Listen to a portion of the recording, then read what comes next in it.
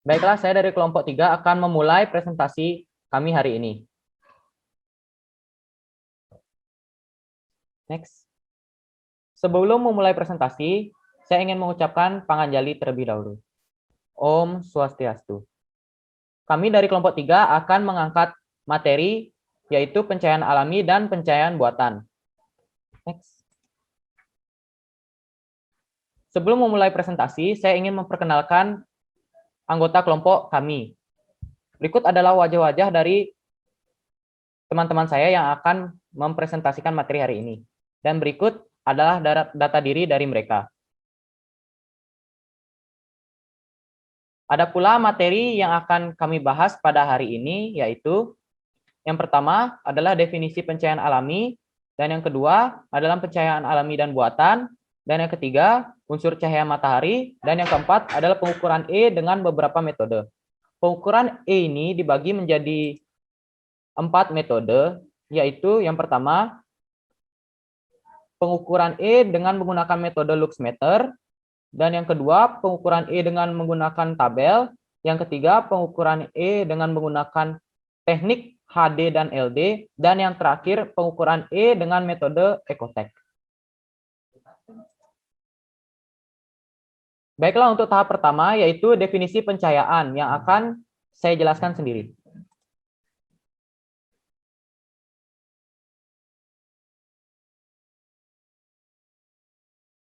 Yang pertama yaitu definisi pencahayaan.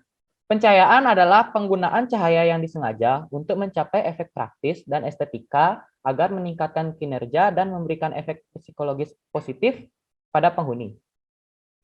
Pencahayaan mencakup 2 sumber, yaitu yang pertama cahaya buatan yang pada umumnya berasal dari lampu, dan yang kedua yaitu cahaya alami yang pastinya berasal dari sinar matahari.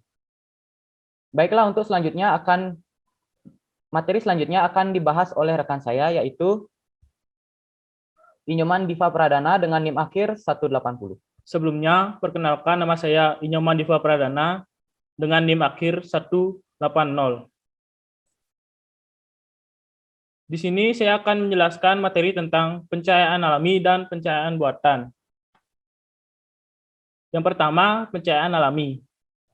Pencahayaan alami adalah pencahayaan yang berasal dari cahaya matahari yang selalu tersedia di alam dan cahaya langit yang dihasilkan oleh pemantulan cahaya matahari. Selanjutnya ada pencahayaan buatan. Pencahayaan buatan berasal dari sistem cahaya berenergi terbatas di alam, misalnya energi listrik serta energi dari proses minyak bumi dan gas. Selanjutnya, di sini saya akan menjelaskan perbandingan atau perbedaan pencahayaan alami dan pencahayaan buatan. Berdasarkan sumber cahaya, pencahayaan alami, sumber cahayanya berasal dari sinar matahari dan cahaya langit, sedangkan pencahayaan buatan, sumber cahayanya berasal dari sistem cahaya. Yang kedua, jenis energi. Pencahayaan alami, jenis energinya berasal dari atau dapat diterbarukan, sedangkan pencahayaan buatan tidak dapat diterbarukan. Berdasarkan intensitas cahaya, pencahayaan alami tergantung waktu dan cuaca, dan pencahayaan buatan dapat direncanakan dan stabil. Berdasarkan kuat penerangannya, pencahayaan alami tergantung juga dengan waktu dan cuaca. Pencahayaan buatan dapat direncanakan dan stabil. Pencahayaan alami berdasarkan kualitas warna, yaitu putih tunggal dengan spektrum cahaya lengkap.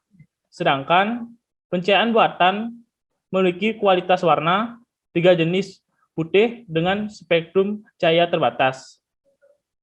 Selanjutnya ada kualitas objek. Pencahayaan alami, kualitas objeknya tampak alami dengan RA 100%. Dan pencahayaan buatan, kualitas objeknya sulit terlihat alami pada RA 100%. Selanjutnya ada efek penyilauan. Efek penyilauan dari pencahayaan alami yaitu fluktuatif dari hanya dapat diantisipasi, sedangkan pencahayaan buatan efek penyilauannya dapat dikontrol.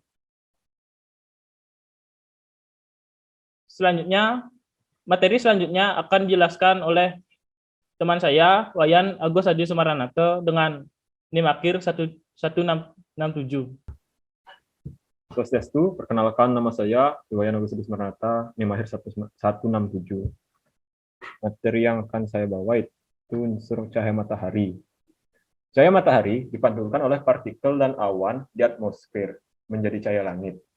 Cahaya matahari ini maupun cahaya langit tersebut kemudian dibiaskan oleh benda-benda di dalam ruangan berdasarkan arah dan pantulannya. Sinar matahari dapat diuraikan menjadi unsur-unsur antara lain unsur cahaya matahari, sinar matahari langsung, kemudian cahaya langit, sinar matahari refleksi luar, dan sinar matahari refleksi dalam.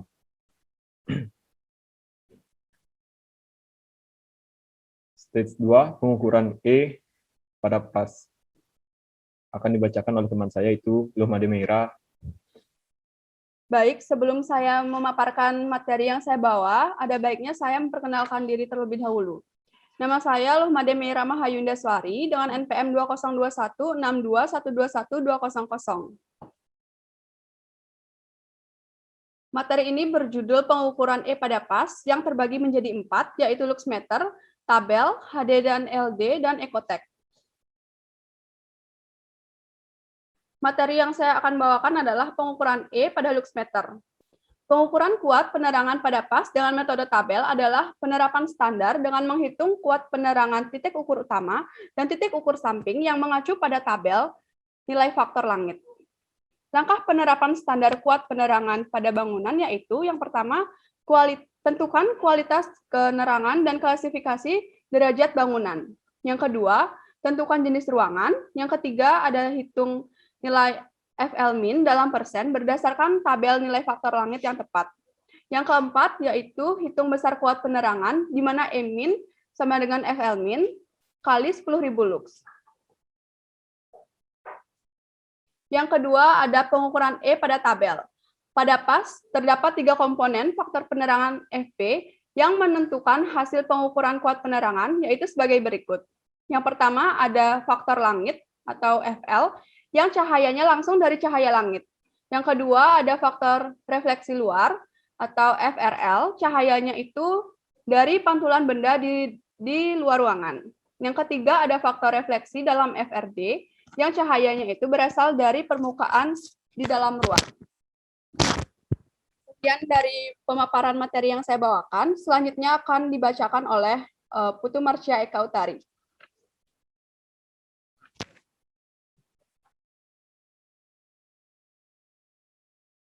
Baik, materi yang akan saya jelaskan selanjutnya yaitu pengukuran E metode HD dan LD. Pengukuran E metode HD dan LD. Metode ini disebut juga metode DPMB. DPMB merupakan singkatan dari Direktorat Penyelidikan Masalah Bangunan. DPMB sendiri merupakan instansi pemerintah yang resmi mengeluarkan salah satu metode pengukuran kuat penerangan melalui perbandingan jarak tertentu, H, D, dan L, yang diperoleh dari gambar sistem proyeksi denah tanpa interior, dan potongan disertai penggunaan tabel nilai faktor langit dan perhitungan interpolasi. Langkah-langkah yang dilakukan pada metode HD dan LD adalah sebagai berikut. Yang pertama, tentukan jarak H, D, dan L. Yang kedua, hitung perbandingan H terhadap D dan L terhadap D. Yang ketiga, gunakan tabel nilai faktor langit untuk memperoleh besar faktor langit. Yang keempat, lakukan interpolasi jika angka faktor langit tidak tersedia pada tabel tersebut. Yang kelima, hitung besar kuat penerangan, gambar denah tanpa interior, dan potongan dengan sistem proyeksi. Yang keenam, tentukan lubang cahaya efektif. Materi selanjutnya yaitu pengukuran E metode ekotek. Metode ini menggunakan software ekotek sebagai alat bantu pengukuran kuat penerangan dalam ruang. Untuk kemudahan model ruang 3D dibuat menggunakan software grafis. Software grafis yang dapat menghasilkan model dalam format 3DS untuk diimpor Ekotek adalah AutoCAD versi 2004 dan Archicad versi terbaru. Versi Ecotech yang dapat digunakan adalah versi 5.20 dan yang terbaru Ecotech Analysis 2011.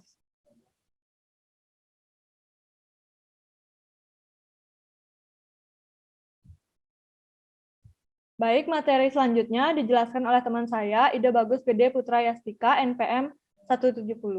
Perkenalkan, nama saya Ida Bagus Gede Putra Yastika, NIM 202162621130. Saya akan melanjutkan materi sebelumnya. Kesatuan kuat cahaya dengan simbol I, satuan lilin tau candle power, simbol satuan CD. Arus cahaya yaitu jumlah banyak cahaya Q per satuan waktu. Dengan simbol berikut. Satuan lumen, simbol satuan LM. Arus cahaya yang datang, iluminan, persatuan luas permukaan dengan simbol E, satuan lux, simbol satuan LX. Arus cahaya yang pergi, iluminan, persatuan luas permukaan dengan simbol IL, CD, meter persegi, dan simbol satuan CD meter persegi. Selanjutnya akan dilanjutkan oleh teman saya.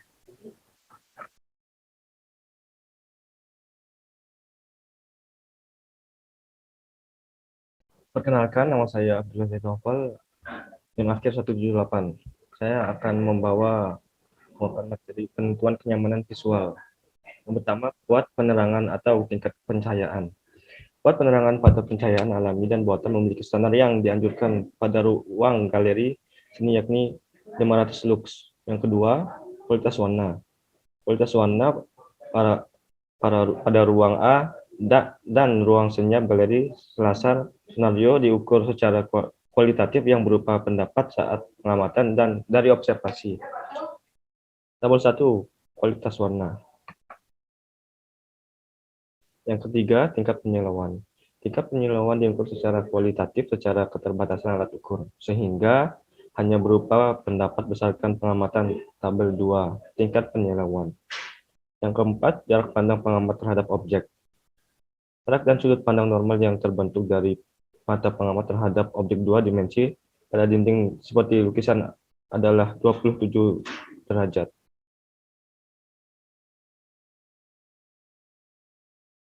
Om Swastiastu. Perkenalkan, saya Eko Mangari Darmawan, NIM akhir 177. Di sini saya akan menjelaskan tentang kuat penerangan minimum yang dibutuhkan. Macam pekerjaan. Yang pertama, pencahayaan untuk daerah yang tidak digunakan terus-menerus menggunakan 20-100 lux. Contohnya, iluminasi minimum, parkir dan area sirkulasi di dalam ruang, kamar tidur hotel. Yang kedua, pencahayaan untuk pekerjaan di dalam ruangan menggunakan 200-400 lux.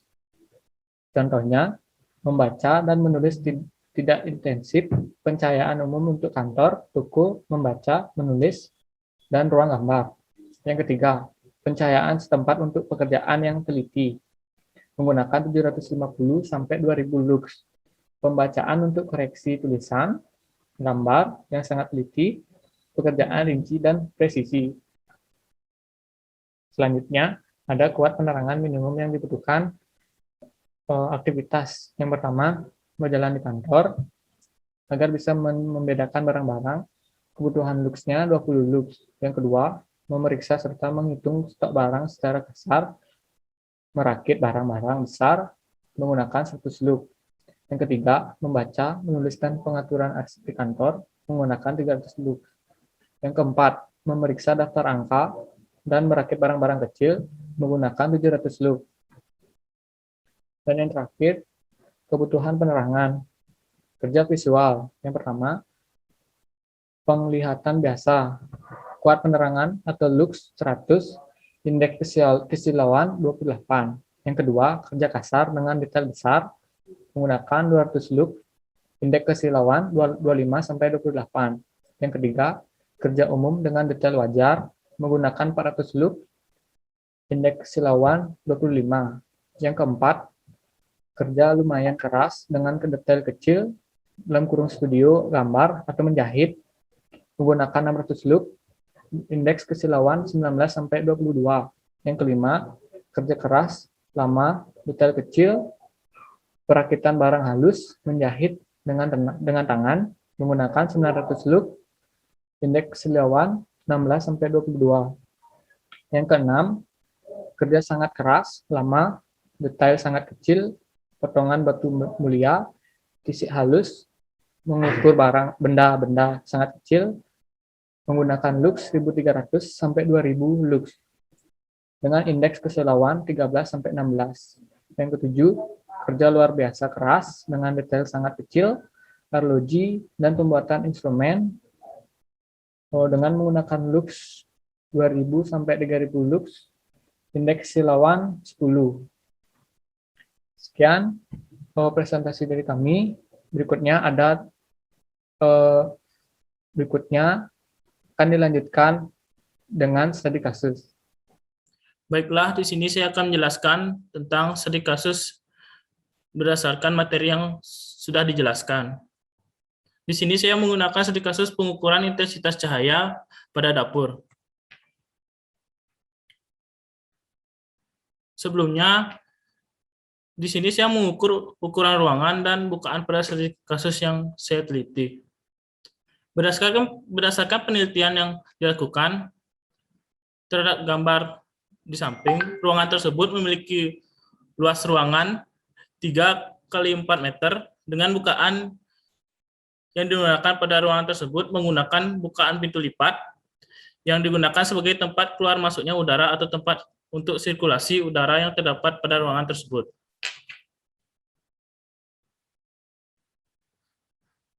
Pada ruangan tersebut, jenis bukaan yang digunakan yaitu seat hung atau posisi bukaan tersebut di sebelah utara ruangan yang langsung menghadap ke halaman belakang. Dengan demikian, udara yang dihasilkan dari kegiatan pada ruangan tersebut dapat bersirkulasi dengan baik.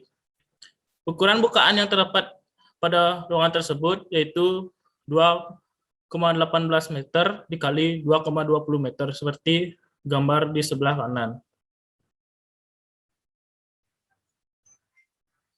Selanjutnya, ada pengukuran pencahayaan alami dan pencahayaan buatan. Alat pengukuran yang digunakan dalam penelitian ini yaitu menggunakan aplikasi luxmeter yang terdapat pada smartphone.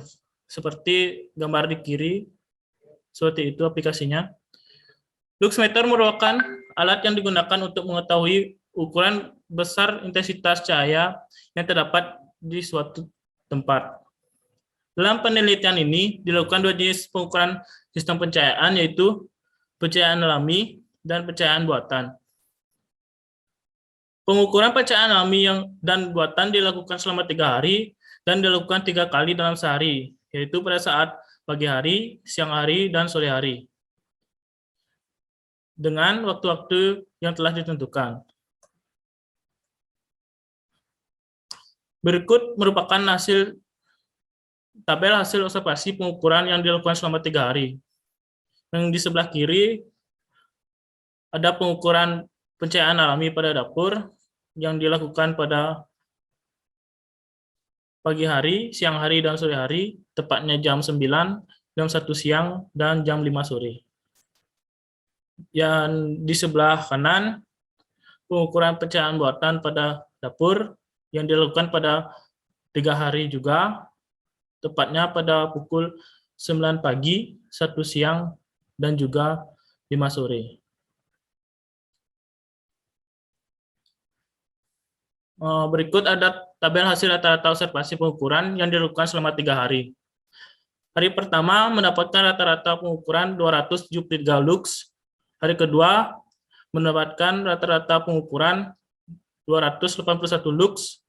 Dan hari ketiga mendapatkan pengukuran pencahayaan 264 lux. Standar pencahayaan yang digunakan berdasarkan SNI pada dapur yaitu 250 lux. Dan setelah dilakukannya pengukuran menggunakan luxmeter, kami mendapatkan hasil pengukuran seperti tabel di atas.